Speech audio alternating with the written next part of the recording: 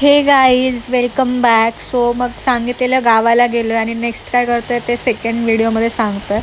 तर गावाला गेल्यावर सगळ्यात पहिले माझ्या नवऱ्याने बॅगा ठेवून आधीच घाई झालेली की आम्ही जे लास्ट टाईमला एअर लेअरिंग केलं होतं आंब्याच्या झाडांना त्यांचं कलम करण्यासाठी, ते आम्ही सक्सेसफुल झालं आहे की नाही ते बघण्याची खूप जास्त घाई होती. आणि ते गेले आणि ते चेक करत आहेत तिथे. ज्याने कोणी एअर लेअरिंग कसं करायचं ह्याचा व्हिडिओ नसेल बघितला तर मी लिंक टाकेल ह्याच्यासोबत.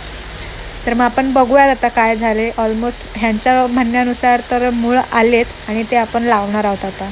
आपण ही अशी 7 लावलेली, त्याच्यातली मी बघतोय 1 2 3 5 मी चेक केले. 5च्या 5 मध्ये सक्सेस झाले.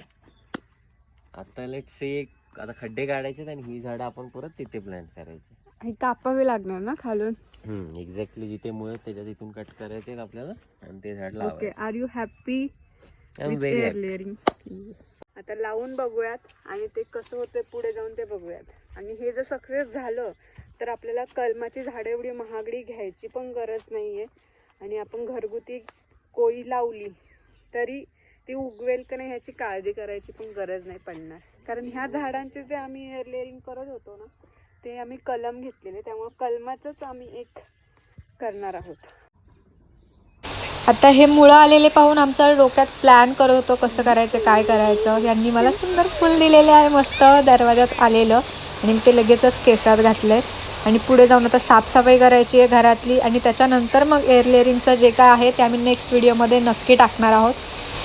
आता काय साफसफाई करायची म्हटलं थोडंफार सामान पण आणायला लागलं कारण बाबा एवढे काय सामान घरात ठेवत नाहीत. मग दुकानात गेले जे काय पाहिजे ते आणलं आहे आणि आता बघूयात काय काय करू शकते ते.